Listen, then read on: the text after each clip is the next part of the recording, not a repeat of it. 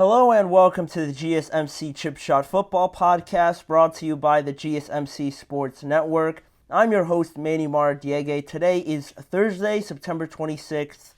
Week 4 is officially upon us. Starting tonight, we have the Dallas Cowboys taking on the New York Giants in an NFC East matchup here tonight on Thursday Night Football. We're going to get into previewing that in just a couple seconds, but also later on in the show, we're going to be talking about some must-win games already so early on in the season, talking about the Bengals and also the Dallas Cowboys. What a loss this week in Week 4 would mean for each of their seasons going forward, and some more topics later on the show. So stay tuned, stay seated to keep watching these segments coming up. But before I get on to starting with the first segment, previewing the game tonight, I want to remind you guys, if you have any questions or want to make any comments or just share anything you have to say surrounding the NFL, any of the topics on today's show, we want to hear everything you'd like to say. So whether it's any of those things, don't hesitate to drop it in the chat.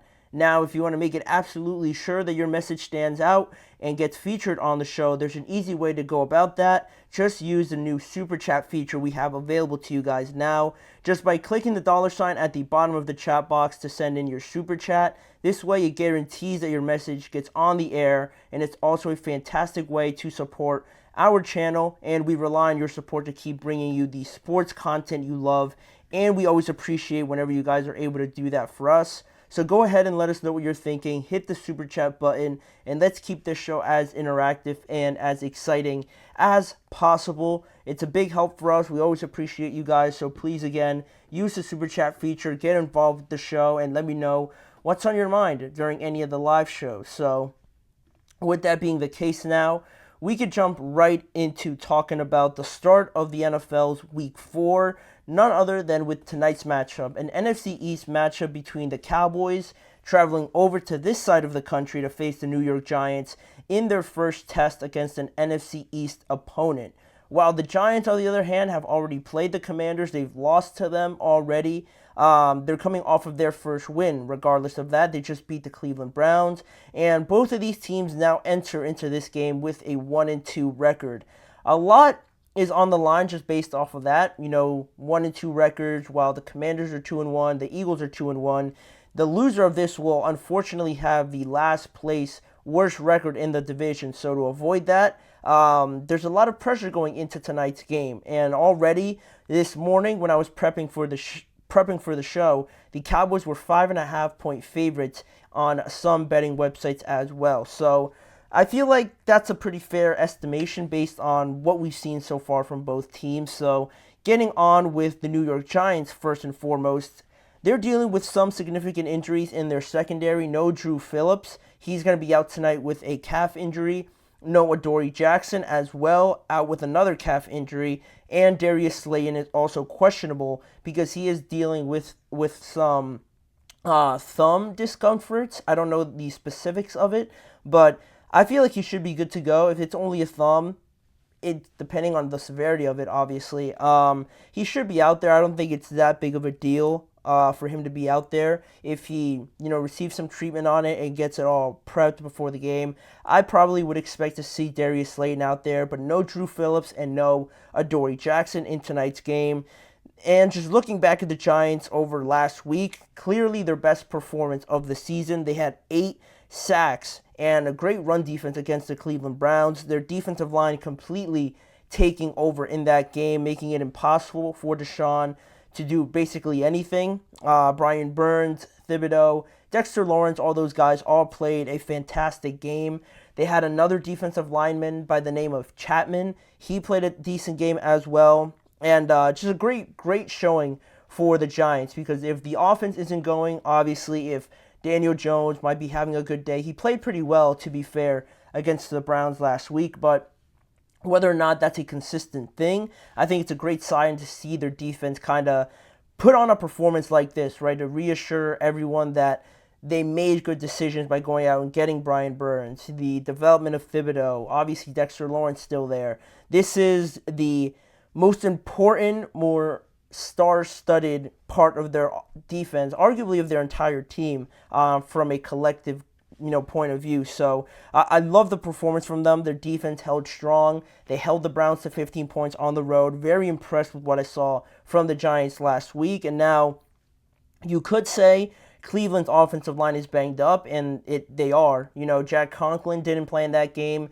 Jedrick Wills got hurt. Wyatt Teller's now on the IR. So the Browns are dealing with a lot of stuff with their offensive line, but still, now you look over to this matchup with Dallas's offensive line, and they're starting two rookies tonight. They're starting Jalen Guyton and one of their guards, Connor Beebe. So one of the guards probably going to see a lot of Dexter Lawrence tonight. How does that matchup play out? And Jalen Guyton on the outside, most likely against Brian Burns or Kayvon Thibodeau, depending on which side they're on, should be points where, coming off of the performance against the Browns, should be two matchups that the Giants are really looking forward to try and exploit any way that they can. And on offense, we all know the story about the Giants' offense, right? At least if you watch some of the games, Malik Neighbors is one of those guys for the Giants. It's basically their entire offense for the most part, right? He's a majority of it, I should say. I won't say all of it, obviously, but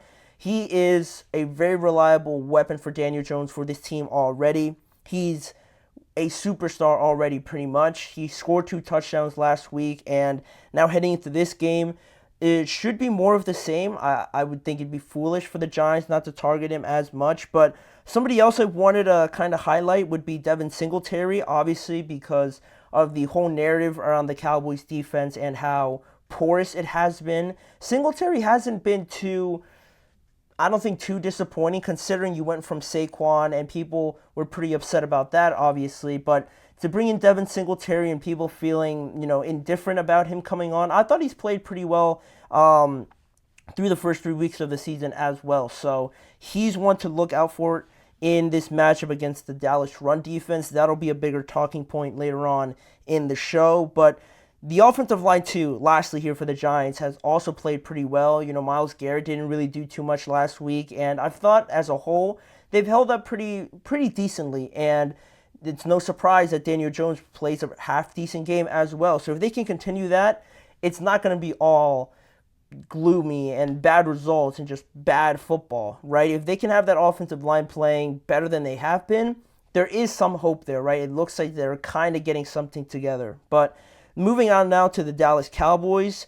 On the injury front, they just placed their defensive tackle, Jordan Phillips, on the IR, which isn't great. Obviously, talking about stopping the run.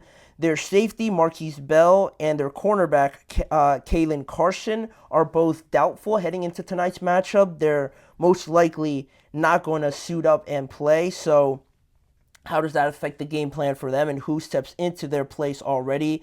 Being without Deron Bland, now being down Kalen Carson as well, could be a weaker point on that defense, if you will. Coming off of back-to-back losses at home also is the biggest storyline, right? And we're going to get into that subject a little bit more in the next segment, but a lot more pressure now for the Cowboys to win this game. Everyone believes this game is their chance, really, to right the ship a little bit, their get-right game after 2 bad losses. This is a good opportunity based on the recent history. I think it's 8 games now that the Cowboys have beaten the Giants in a row. So, there's always that. I wouldn't call it like arrogance or anything like that, but if there was any game you'd like to have on your schedule at this point, it would probably be this one based on the history and the makeups of each team. So there's a lot more pressure on them. You could look at it as a way as everyone's kind of expecting the Cowboys to win this game.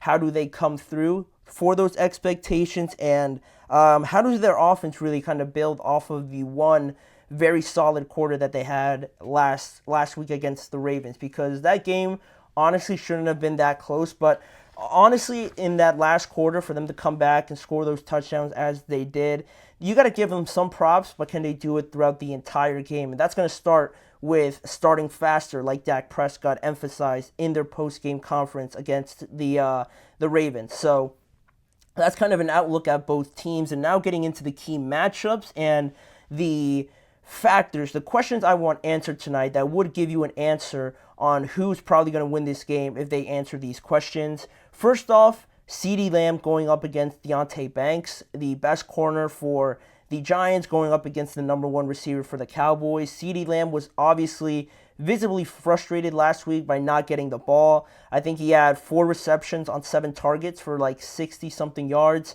Not what you'd expect out of him. So this is a game where obviously you saw the frustrations. You kind of don't want to overfeed him or target him, but he's got to be more involved. Obviously, he's your best player on that side of the ball. It's just foolish and unnecessary for him not to be a major part in it. So look for the Cowboys to try and exploit that matchup. And likewise, on the other side, Malik Neighbors against Trayvon Diggs. There was a little bit of beef going on between the both of them in the offseason, so it should make this matchup a lot more entertaining on that side because he's the guy, like I said before, for the Giants. So can Trayvon do enough on his own to take him away, or are they going to need to send help, maybe opening up opportunities for other guys? That'll be a huge determinant in this game. And like I also mentioned before, Brian Burns going up against the rookie Jalen Guyton. Guyton kind of struggled a little bit last week. There was some pressure in Dak's face. So Brian Burns, can he build off of a good performance last week against the Browns and, take advantage of a rookie trying to block him? How much help do the Cowboys bring to that side, making it easier likewise for Dexter, Kayvon Thibodeau on the other side? That's all very interesting to see how it all plays out. And then just lastly here, some of the questions I have going into this game. Will Dallas's defense finally step up and stop the run? That's the biggest story, it seems like, going on in the NFL right now. When will we see this Dallas defense sort of react to kind of getting embarrassed and getting punked a little bit? Also, Daniel Jones looked solid for the first half, mainly last week. So can Dallas, get that pass rush going, get a lead potentially, and go back to trying to send all their players against Daniel Jones, trying to get in his face and disrupt everything?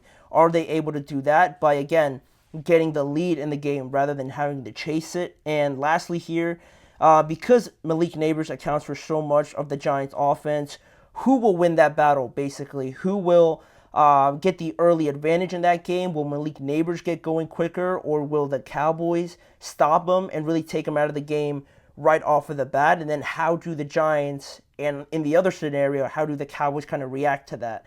That's going to be a big part of this game. And with all of that being said, I'm going to pick the Cowboys to win. I don't think I've actually picked them to win.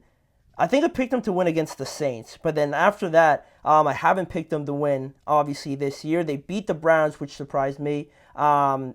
Likewise, the following week, they got destroyed by the Saints. So I don't know where to stand with the Cowboys, but still, this game, I feel like it'll tell us a lot about the Cowboys if they lose this game. We'll learn a lot more about them if they lose. Hopefully that doesn't happen because it's going to be bad all over. It's going to really collapse in their locker room, in the entire, just organization around everything if they fall to 1-3 and hold the last place spot in this division.